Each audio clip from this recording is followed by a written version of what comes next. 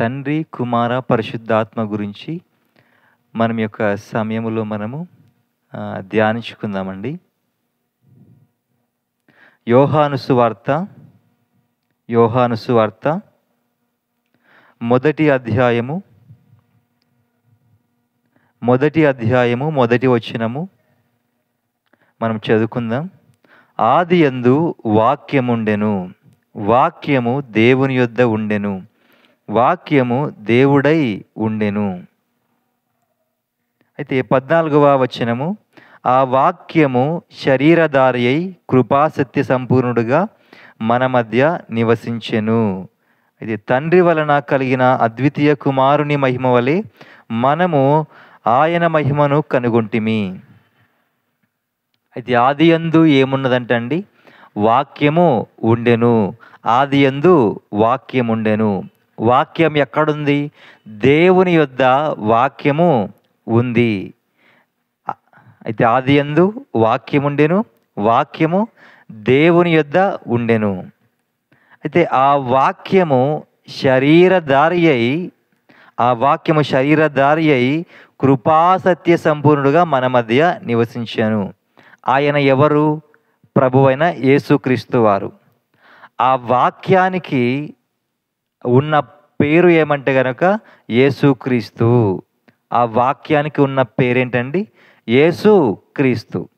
కనుక యేసుక్రీస్తు వారు అయితే అసలు స్వరూపము ఏమిటి అంటే గనుక వాక్యమండి, వాక్యము.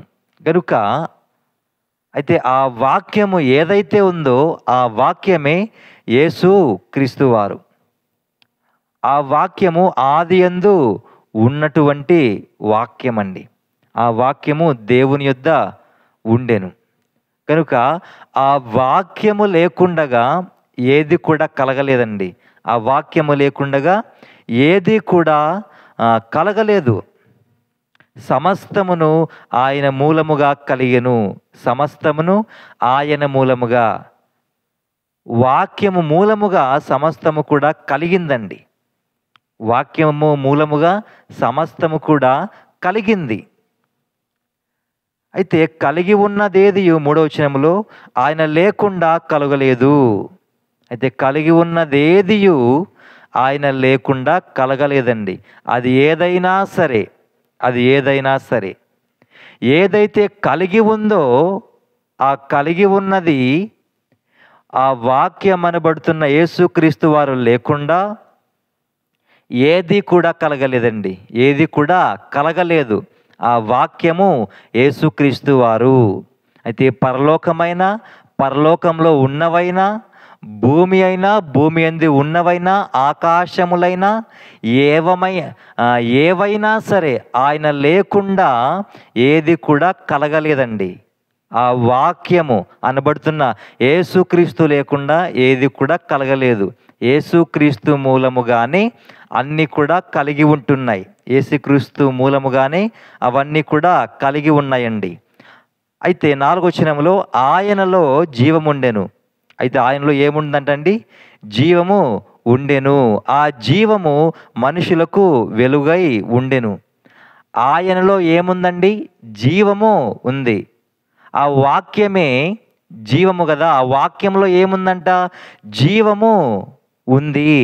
ఆ వాక్యములో జీవం అనేటువంటిది ఉంది. ఆ వాక్యము మనుషులకు వెలుగై ఉందండి. ఆ వాక్యము మనుషులకు వెలుగై ఉంటున్నది. కనుక వాక్యం అంటేనే జీవం. కనుక యోహాను సువార్త 14వ అధ్యాయము 6వ వచనములో యేసుక్రీస్తు వారు అంటున్నారు, నేనే మార్గము, నేనే సత్యము, నేనే జీవము అని యేసుక్రీస్తు వారు మాట్లాడుతున్నారు. యేసుక్రీస్తు వారు ఎవరు? వాక్యము. యేసుక్రీస్తు వారు వాక్యము. ఆ వాక్యము అయిన యేసుక్రీస్తు అంటున్నారు, నేనే జీవము అంటున్నాడు. కనుక ఆ జీవము మనుషులకు వెలుగై ఉందండి. ఆ జీవము మనుషులకు వెలుగై ఉంది. ఆ వాక్యము మనుషులకు వెలుగై ఉందండి. కనుక ఆ జీవమైన, ఆ వాక్యమైన, ఆ వెలుగు అనబడుతున్న యేసుక్రీస్తు వారు లేకుండగా ఏది కూడా కలగలేదండి. ఏది కూడా కలగలేదు. కలిగి ఉన్నదేదియు ఆయన లేకుండా కలగలేదు. ఆ వాక్యము లేకుండగా ఏది కూడా కలగలేదండి. ఆ వాక్యం అనబడుతున్న యేసుక్రీస్తు మూలంగానే అన్నీ కూడా కలిగి ఉంటున్నాయి. పరలోకమైన, భూమి అయినా, ఆకాశములైన ఏవైనా సరే, ఏవైనా సరే అవి కలిగి ఉన్నాయి అంటే గనుక యేసుక్రీస్తు మూలముగానే అవన్నీ కూడా కలిగి ఉంటున్నాయి. యేసుక్రీస్తు మూలముగానే అవన్నీ కూడా కలిగి ఉంటున్నాయండి. అయితే ఈ వాక్యము ఎక్కడుంది? ఈ వాక్యము ఎక్కడుంది అంటే దేవుని యొద్ద ఉందండి. ఈ వాక్యం ఎక్కడుందండి? దేవుని యొద్ద ఉంది. అయితే ఇప్పుడు తండ్రి అయినటువంటి దేవుడు ఉంటున్నాడు, అదే రీతిగా పరిశుద్ధాత్మ దేవుడు ఉంటున్నాడు. వారిలో ఏముంది అంటే వాక్యమే ఉన్నదండి.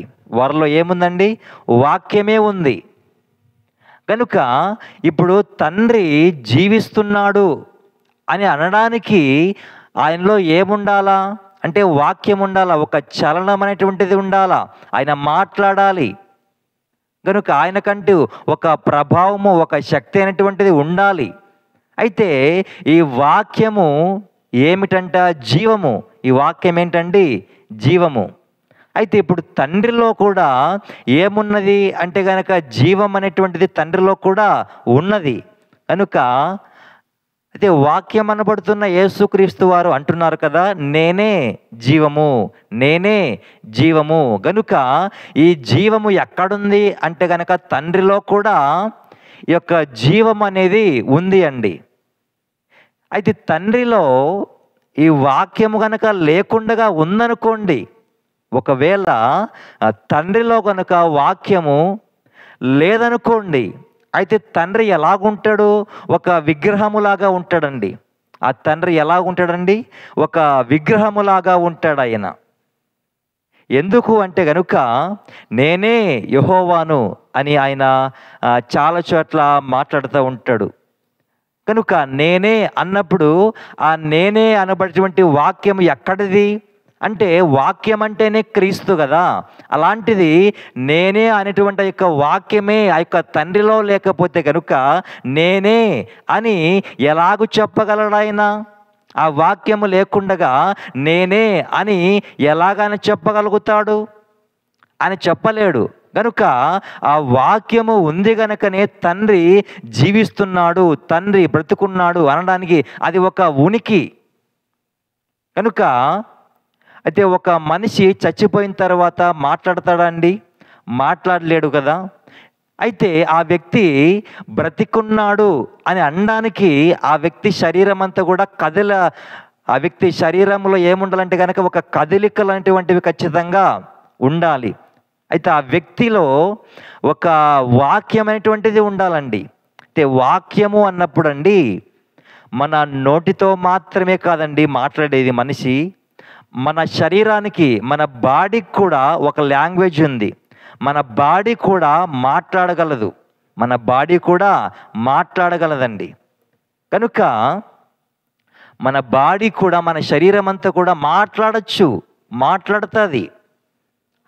కనుక అయితే ఇప్పుడు మూగవాళ్ళు ఉన్నారండి. ఆ మూగవాళ్ళు అయితే వారికి మాటలు రావు కదా. అయితే వారు ఏ రీతిగా మాట్లాడతారంటే కనుక ఆ యొక్క చేతి సైగల చేత వారు మాట్లాడతారండి. ఆ యొక్క చేతి సైగల చేత వారు మాట్లాడతారు. వారు అంటే చేతులు కూడా మాట్లాడతాయండి. ఆ యొక్క చేతులు కూడా మాట్లాడతాయి. అయితే మన హృదయంలోకి ఒక ఆలోచన రావాలి. మనకు ఒక ఆలోచన రావాలంటే, ఒక తలంపులు రావాలంటే ఆ తలంపుల్లో కూడా వాక్యం ఉంటుందండి. ఆ ఆలోచనలో కూడా వాక్యం అనేది ఖచ్చితంగా ఉంటుంది. కనుక నేను పలానా చోటికి వెళ్ళాలి అన్నప్పుడు నాలో నేను ఫస్ట్ ఏం చేయాలంటే కనుక ఆలోచన చేయాలి. నేను ఇక్కడ నుంచి ఒక పలానా ఊరికి వెళ్ళాలి అన్నప్పుడు నాలో నేను ఒక ఆలోచనలు కలిగి ఉండాలి, ఒక ప్రణాళిక కలిగి ఉండాలి. ఆ ప్రణాళికలో ఆ యొక్క ఆలోచనల్లోన ఖచ్చితంగా వాక్యం ఉంటుంది. వాక్యం ఉండాల్సిందే. ఆ వాక్యము ఉంటేనే నీవు ఆలోచించగలుగుతావు. నీ ఆలోచనలో ఏముంటుంది? వాక్యం అనేది ఉంటుంది. అదే రీతిగా తండ్రి ఆలోచనలో కూడా వాక్యం ఉంటుందండి. ఆ తండ్రి ఆలోచనలో ఏముంటుందండి? వాక్యం ఉంది. కనుక తండ్రి ఏమైనా చెయ్యాలి అనుకున్నప్పుడు ఆయనలో ఏముండాలా? ఒక ఆలోచన అనేటువంటిది తండ్రిలో ఉంటే ఆయన ఏమైనా చేయగలుగుతాడు. ఆ ఆలోచనలో కూడా ఖచ్చితంగా వాక్యం అనేది ఉండాలండి. ఆయనలోనే వాక్యము లేకపోతే గనుక ఆయన జీవించలేడు, ఆయన బ్రతుకలేడు. సో కాబట్టి ఇప్పుడు ప్రతి ఒక్క మనిషిలో కూడా ఏమున్నది అంటే గనుక వాక్యం అనేటువంటిది ఉందండి. నాలో వాక్యం ఉంది, వింటున్న మీలోనూ వాక్యం ఉంది. కనుక మీలో వాక్యము ఉంది కనుకనే మీరు బతికున్నారు ఇంకా. కనుక మీలో వాక్యమే లేదనుకోండి,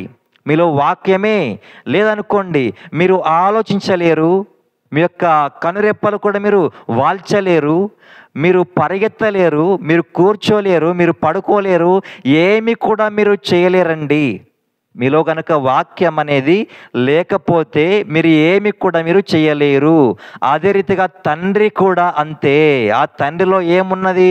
వాక్యం అనేది ఉంది కనుకనే ఆయన ఏమైనా ఆయన చేయగలుగుతూ ఉంటున్నాడు ఆయన. అదే రీతిగా పరిశుద్ధాత్మ దేవుడిలో కూడా ఏమున్నది అంటే వాక్యమే ఉందండి. ఆయనలో కూడా వాక్యమే ఉంది. ఆయనలో వాక్యము లేకపోతే కనుక ఆయన మనకి బోధించలేడు, మనకు ఆయన చెప్పలేడు. కనుక ఆ వాక్యంలో ఏముంది అంటే కనుక జీవం అనేటువంటిది ఉందండి. ఆ వాక్యములో జీవముంది. ఆ జీవము మనుషులకు వెలుగై ఉంది. కనుక పరిశుద్ధాత్మ దేవుడిలో కూడా ఏముంది అంటే గనుక ఆ వాక్యం ఉంది, ఆ జీవం అనేటువంటిది ఉంది. గనుక అయితే పరిశుద్ధాత్మ దేవుడిలో గనుక వాక్యం అనేది లేకపోతే ఆ పరిశుద్ధాత్మ దేవుడు మనకు బోధించలేడు, మనకు చెప్పలేడు. కనుక పరిశుద్ధాత్మ దేవుడిలో వాక్యం అనేది లేకపోతే గనుక ఆయనంతటా ఆయనే జీవించలేడు. అంటే పరిశుద్ధాత్మ దేవుడు ఎక్కడికైనా వెళ్ళాలి అన్నప్పుడు, ఆయన ఏదైనా చెయ్యాలి అని అనుకున్నప్పుడు అయితే ఆయనలో ఏముండాలా అంటే కనుక వాక్యం అనేది ఉండాలి కదా. ఆయన యొక్క ఆలోచనలకు కానీ, ఆయన యొక్క తలంపుల్లోకి కానీ వాక్యం అనేటువంటిది ఉండాలి కదా, రావాలి కదా. ఆ వాక్యమే పరిశుద్ధాత్మ దేవుడిలో లేకపోతే గనుక పరిశుద్ధాత్మ దేవుడు ఏ రీతిగా ఉనికిలో ఉన్నాడని గుర్తించగలుగుతాము. తండ్రిలో కూడా వాక్యము లేకపోతే ఆ తండ్రి ఉనికిలో ఉన్నాడు, జీవిస్తున్నాడన్న అని మనం ఏ రీతిగానే గుర్తించగలుగుతాము. సో కాబట్టి ఆ వారంతటి వారే ఉండలేరండి వాక్యం అనేది లేకపోతే. సో కాబట్టి ఆ వాక్యాన్ని, పరిశుద్ధాత్మ దేవుణ్ణి, తండ్రిని వేరు చేస్తే గనక వారంతట వారే జీవించలేరు, వారంతట వారే బ్రతుకలేరు. కనుక అయితే అదే రీతిగా ఏ రీతిగా అయితే వాక్యం అనబడుతున్న యేసుక్రీస్తు వారు లేకుండా తండ్రి, అదే రీతిగా పరిశుద్ధాత్మ దేవుడు లేరో, అయితే తండ్రి పరిశుద్ధాత్మ దేవుడు లేకుండా వాక్యము కూడా లేదు. ఈ యొక్క తండ్రి పరిశుద్ధాత్మ దేవుడు లేకుండగా వాక్యం అనబడుతున్న యేసుక్రీస్తు వారు కూడా లేరండి. ఎందుకు అంటే గనుక ఈ యొక్క వాక్యానికి ఒక స్థలం ఉంటున్నది. అది ఏంటి అంటే కనుక పరిశుద్ధాత్మ దేవుడే, అదే రీతిగా తండ్రి అనేటువంటి దేవుడే. ఆ తండ్రిలోనే కదా వాక్యం ఉంటున్నది, ఆ పరిశుద్ధాత్మ దేవుడిలోనే కదా వాక్యం ఉంటున్నది. కనుక ఒక స్థలము ఏమిటి అంటే గనక తండ్రి అయినటువంటి దేవుడే. ఆ తండ్రి వాక్యాన్ని పంపిస్తేనే ఆ వాక్యం అనబడుతున్న యేసుక్రీస్తు వారు మన వద్దకు వచ్చారాయన. కనుక తండ్రి గనక పంపించకపోతే వాక్యాన్ని మన వద్దకు, ఆ వాక్యము తనంతట తానే రాలేదు. కనుక తండ్రి ఆ వాక్యాన్ని పంపించాడు. గనుక ప్రేమైనటువంటి దేవుని వారలారా, మన యొక్క విషయాన్ని మనము గమనించాలి. కనుక తండ్రి, అదే రీతిగా కుమారుడు, పరిశుద్ధాత్మ దేవుడు వారు ఒకరు లేకుండా ఒకరు జీవించడము అసాధ్యము. వారు ఒకరు లేకుండా ఒకరు జీవించడము అసాధ్యమండి. అయితే తండ్రి లేకుండా, పరిశుద్ధాత్మ దేవుడు లేకుండా యేసుక్రీస్తు వారు జీవించలేరు. యేసుక్రీస్తు వారు లేకుండా తండ్రి అయినటువంటి దేవుడు, పరిశుద్ధాత్మ దేవుడు జీవించలేరు. ఒక విగ్రహం ఉన్నదండి, ఒక రాయి ఉన్నది. అయితే ఒక విగ్రహానికి మనం చేతులు పెట్టాం, కాళ్ళు పెట్టాం, మనం చెవులు అన్నీ పెట్టాము. కానీ అది మాట్లాడుతుందా? మాట్లాడలేదు కదా. అది ఏమైనా పరిగెత్తగలదా? అది పరిగెత్తలేదు. అది ఏమైనా నిన్ను రక్షిస్తుందా? అది నిన్ను రక్షించలేదు, కాపాడలేదు. ఎందుకు అంటే కనుక అందులో వాక్యం అనేది లేదు, అందులోన జీవం అనేటువంటిది లేదు. అందుకోసమని దాన్ని మనం విగ్రహం అంటున్నాం. అది ఒక విగ్రహం అంటున్నాం మనం దాన్ని. కనుక ఆ విగ్రహములకు, ఆ విగ్రహానికే వాక్యము లేదు కాబట్టి అది చచ్చినటువంటిదిగా ఉంటుంది. అదే రీతిగా వాక్యం అనబడుతున్న యేసుక్రీస్తు వారు గనుక లేకపోతే తండ్రి అయినటువంటి దేవుడు, పరిశుద్ధాత్మ దేవుడు వారిద్దరు కూడా ఒక విగ్రహాల్లాగా ఉంటారు. వారు మాట్లాడలేరు, వారు ఏమి కూడా వారు చెయ్యలేరు. కనుక ఒక ఫోన్ ఉంటున్నది. అయితే యొక్క ఫోను తయారు కావాలంటే ఏముండాలి చెప్పండి? ఒక ఫోను తయారు కావాలి అంటే కనుక దానికి సంబంధించినటువంటి మాటలు ఖచ్చితంగా ఉండాల్సిందేనండి. ఆ ఫోన్కి సంబంధించినటువంటి ఆ మాటలన్నీ కూడా ఖచ్చితంగా ఉండాల్సిందే. ఈ ఫోన్ని ఇలాగ తయారు చేయాలి, ఈ యొక్క పార్ట్ని ఇలాగ తయారు చేయాలి. అయితే ప్రతి ఒక్కటి కూడా ఫోన్లోన ఏ రీతిగా అయితే కనుక అవన్నీ ఇలాగ అమర్చితే మొత్తం పార్ట్స్ అన్ని ఒక ఫోన్ అవుతూ ఉంటున్నదో, ఆ పార్ట్స్ని తయారు చేయడానికి ఖచ్చితంగా మాటలు ఉండాల్సిందే. ఆ ఫోన్ తయారు చేయడం ఖచ్చితంగా మాటలు ఉండాల్సిందే. అదే వాక్యము. కనుక ఈరోజున మనిషి దగ్గర ఉన్నటువంటి వాక్యము చాలా కొద్ది వాక్యమే. అయితే ఫోన్ని తయారు చేయగల వాక్యము మనిషి దగ్గర ఉంది. ఒక వాచ్ను తయారు చేయగల వాక్యము మనిషి దగ్గర ఉంది. అయితే కానీ ఒక భూమినే తయారు చేయగల వాక్యం మాత్రం మనిషి దగ్గర లేదు. అది ఎవరి దగ్గర ఉన్నది అంటే గనుక వాక్యం అనబడుతున్న యేసుక్రీస్తే ఆ యొక్క జ్ఞానము, ఆ యొక్క వాక్యము, ఆ యొక్క మాటలు ఇవన్నీ కూడా ఎక్కడున్నాయంటే కనుక తండ్రి అయినటువంటి దేవుడిలో ఉన్నాయి. అయితే ఇవన్నీ కూడా తండ్రి అయినటువంటి దేవుడిలో ఉన్నాయండి. ఆత్మ అయినటువంటి దేవుడిలో ఇవన్నీ కూడా ఉంటున్నాయి. ఇవన్నీ కూడా పరిశుద్ధాత్మ దేవుడిలో ఇవన్నీ కూడా ఉంటున్నాయి. కనుక ఆ యొక్క దేవుడిలోన ఆ వాక్యం అంతా కూడా ఉన్నదండి. ఆ వాక్యము ఒక ఆకాశాన్ని సృష్టించగలదు, భూమిని సృష్టించగలదు, వెలుగును సృష్టించగలదు. ఆ వాక్యము చెట్లను మొలిపించగలదు. ఆ వాక్యము చేపల్ని పుట్టించగలదు. ఆ వాక్యము పక్షుల్ని చేయగలదు. ఆ వాక్యము ఏమైనా చేయగలదండి. మనిషిని కూడా చేసింది ఆ వాక్యమే. సో కాబట్టి ఆ వాక్యము లేకుండగా మనంతటా మనం ఒక ఫోన్ని మనము తయారు చేసుకోలేమండి. ఆ వాక్యము లేకుండగా మనంతటకు మనము ఒక ఫోన్ని మనము తయారు చేయలేం, ఒక వాచ్ మనము తయారు చేయలేం. ఏది కూడా ఆ వాక్యము, ఆ మాట లేకుండగా మనం ఏది కూడా మనము చేయలేమండి. గనుక పరిశుద్ధ గ్రంథమైనటువంటి బైబిల్ గ్రంథంలో అయితే బాబేలు గోపురాన్ని వారు కట్టాలని చెప్పేసి అనుకున్నప్పుడు అయితే దేవుడు వారి యొక్క భాషల్ని ఆయన తారుమారు చేశాడండి. వారి భాషలను ఆయన తారుమారు చేసి ఉంటున్నాడు. అయితే ఇక్కడ రాయబడింది కదా, ఆదికాండము 11వ అధ్యాయము అదే రీతిగా 4వ వచనంలో, మరియు వారు మనము భూమి ఎందంతటా చెదిరిపోకుండా ఒక పట్టణమును ఆకాశమునంటూ శిఖరము గల ఒక గోపురమును కట్టుకొని పేరు సంపాదించుకుందాము రండని మాట్లాడుకొనగా. అయితే గనుక మనుషులు ఏమనుకుంటున్నారండి? ఒక గోపురాన్ని మనము కట్టి పేరు సంపాదించుకుందాము రండి అని వారు అనుకున్నప్పుడు దేవుడు ఏం చేస్తాడంటే గనుక వారి భాషల్ని తారుమారు చేస్తాడండి. వారి భాషల్ని దేవుడు తారుమారు చేస్తాడు. వాళ్ళ గోపురాన్ని కట్టలేకపోవడం గల కారణం ఏమిటి? వారి మధ్య వాక్యం అనేటువంటిది అర్థం కావట్లేదు వారికి. అయితే ఇంకా నిజంగా చెప్పాలంటే కనుక వారి మధ్యలో వాక్యం అనేటువంటిది లేదు. ఎందుకు అంటే కనుక వారి భాషలన్నీ కూడా తారుమారు చేయబడ్డాయి. ఇక తారుమారు చేయబడి ఉన్నప్పుడు ఒకడు మాట్లాడుకునేది ఇంకొకటికి అర్థం కాదండి. ఒకడు మాట్లాడేది ఇంకొకటికి అర్థం కాదు. సో అర్థం కాకుండా ఉన్నప్పుడు గోపురాన్ని ఎవడు ఎలా కట్టగలుగుతాడు? ఎవడు కూడా కట్టలేడు కదా. కనుక ఒక ఫోన్ని తయారు చేయాలి అన్నప్పుడు మనిషికి ఏం అర్థం అవ్వాలా? అయితే ఆ మాటలన్నీ కూడా అర్థం అవ్వాలి కదా. అప్పుడే కదా మనిషి ఒక ఫోన్ని తయారు చేయగలుగుతాడు, ఒక ఇంటిని కట్టగలుగుతాడు. నోవాహు కూడా ఒక ఓడను కట్టాడు. ఎలా కట్టాడు?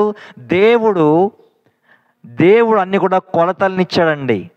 అయితే ఆ కొలతలు చెప్పాలంటే ఏముంది అక్కడ? వాక్యం అనేది ఉంది కదా.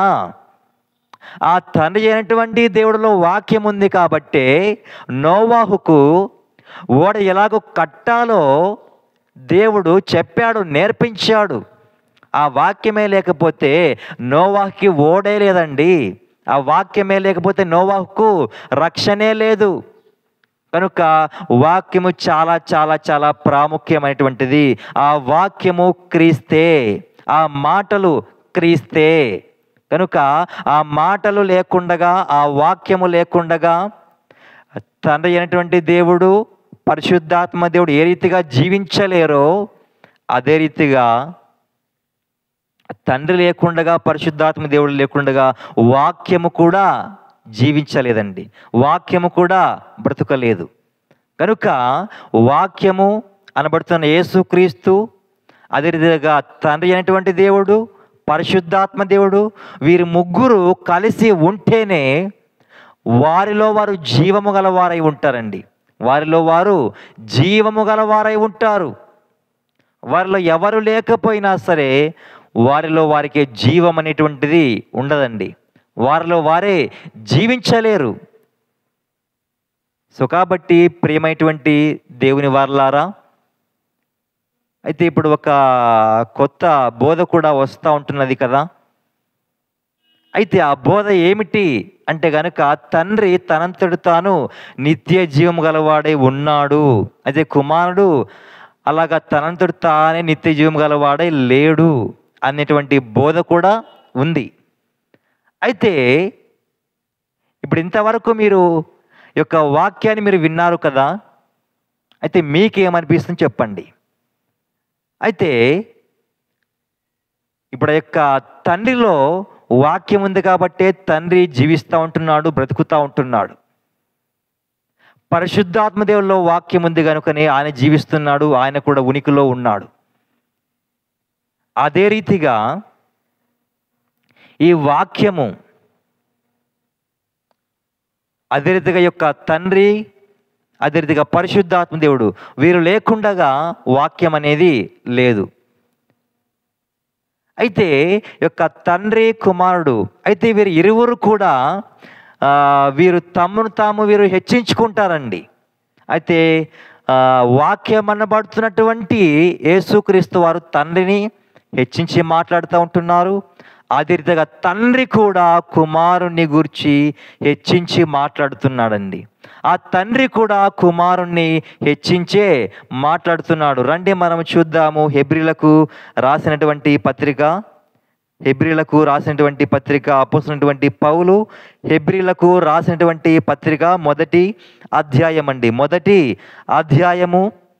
అయితే అదే రీతిగా 8వ వచనములో దేవుని వాక్యం సెలవిస్తుందండి. 7-8 వచనముల్లో తన దూతలను వాయువులుగాను తన సేవకులను అగ్నిజ్వాలలుగాను చేసుకొనివాడు అని తన దూతలను గురించి చెప్పుచున్నాడు. కానీ తన కుమారుని గూర్చి అయితే, దేవా నీ సింహాసనము నిరంతరము నిలుచున్నది, నీ రాజదండము న్యాయార్థమైనది, నీవు నీతిని ప్రేమించితివి, దుర్నీతిని ద్వేషించితివి అందుచేత నీ దేవుడు నీ తోడి వారి కంటే నిన్ను హెచ్చించినట్లుగా ఆనంద తైలముతో అభిషేకించెను. మరియు ప్రభువా, నీవు ఆదియందు భూమికి పునాది వేసితివి, ఆకాశములు కూడా నీ చేతి పనులే, అవి నశించును గాని నీవు నిలిచి ఉందువు. అవన్నీ వస్త్రము వలె పాతగిలును, ఉత్తరీయము వలె వాటిని మడిచివేతువు. అవి వస్త్రము వలె మార్చబడును గాని నీవు ఏకరీతిగానే ఉన్నావు, నీ సంవత్సరములు తరగవు అని చెప్పుచున్నాడు. గనుక ప్రియమైనటువంటి దేవుని వారలారా, ఇప్పుడు తండ్రి కుమారుని గూర్చి ఏమని మాట్లాడుతుంటున్నాడు? దేవా అంటున్నాడు కుమారుణ్ణి, ఆ కుమారుణ్ణి ప్రభువా అంటున్నాడు. అయితే ప్రభువా, నీ సింహాసనము నిరంతరము నిలుచున్నది అని ఎవరంటున్నారండి? అంటే కనుక తండ్రి అటువంటి దేవుడే కుమారుని గురించి మాట్లాడుతుంటున్నాడు. అయితే కొంతమంది అనొచ్చు, లేదండి, అయితే కీర్తనాకారుడు అతడు దేవా ప్రభు అని పిలుస్తూ ఉన్నాడు, తండ్రి అలాగే పిలవట్లేదు అని. అయితే అది ఏమాత్రం కూడా అలాగా కాదు అండి. ఎందుకంటే ఇక్కడ తండ్రే పిలుస్తూ ఉంటున్నాడు దేవా ప్రభు అని. అయితే అపోస్తలుడైనటువంటి పౌలు గారు ఇదే విషయాన్ని ఇక్కడ మరలా మాట్లాడుతూ ఉంటున్నాడు. దేవా ప్రభు అనేటువంటి మాటలనే ఇక్కడ ఉపయోగించడమైనటువంటిది జరుగుతూ ఉంది. సో కాబట్టి తండ్రి అయినటువంటి దేవుడే పలికేటువంటి మాటలు ఇవి. అంతేకాని కీర్తనాకారుడు అయితే ఇక్కడ తండ్రి పలకట్లేదని ఇక్కడ చెప్పడానికి ఏమాత్రం కూడా వీలు లేదండి. అయితే ఇక్కడ తండ్రి అయినటువంటి దేవుడే కుమారుని గురించి పలుకుతున్నటువంటి మాటలు ఏమని అంటే కనుక, ప్రభువా, నీవు ఆదియందు భూమికి పునాది వేసితివి. ఏమిటంటండి? నీవు ఆదియందు భూమికి పునాది వేసితివి. ఆదియందు ఏముందని ఇందాక చదువుకున్నామండి మనము.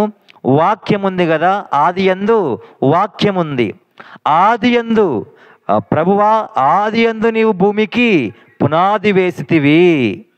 సో కాబట్టి యొక్క ప్రభు ఎవరు ఇక్కడ అంటే కనుక యేసుక్రీస్తు వారండి, వాక్యమే. కనుక ఈ వాక్యాన్ని తండ్రి అయినటువంటి దేవుడు హెచ్చించి మాట్లాడుతూ ఉంటున్నాడు. ప్రభువాని పిలుస్తూ ఉంటున్నాడు, దేవాని పిలుస్తూ ఉంటున్నాడు. కనుక కుమారుడు తండ్రిని హెచ్చిస్తూ ఉన్నాడు, తండ్రి కుమారుణ్ణి హెచ్చించి మాట్లాడుతూ ఉంటున్నారండి. వీరు ఒకరిని ఒకరు హెచ్చించుకుంటూ ఉంటున్నారు. వీరు ఒకరిని ఒకరు తగ్గించుకోవట్లేదండి. వీరు తగ్గించుకోవట్లేదు. వీరు ఒకరిని ఒకరు హెచ్చించుకుంటున్నారు. ఎందుకంటే కనుక వాక్యము లేకపోతే తండ్రి లేడు, తండ్రి లేకపోతే వాక్యము లేదు. కనుక ఒకరిని ఒకరు హెచ్చించుకోవాల్సిందే. హల్లెలూయా. కనుక ప్రియమైనటువంటి దేవుని వారలారా, ఇది తండ్రి, కుమారుడు, అదేవిధంగా పరిశుద్ధాత్మ దేవుని గురించి మీకు అర్థమైందని చెప్పేసి నేను కనుక అనుకుంటా ఉంటున్నాను. అయితే దేవుడి యొక్క వాక్యమును దీవించునుగాక. ఆమేన్. అందరికి వందనాలండి. Praise lord.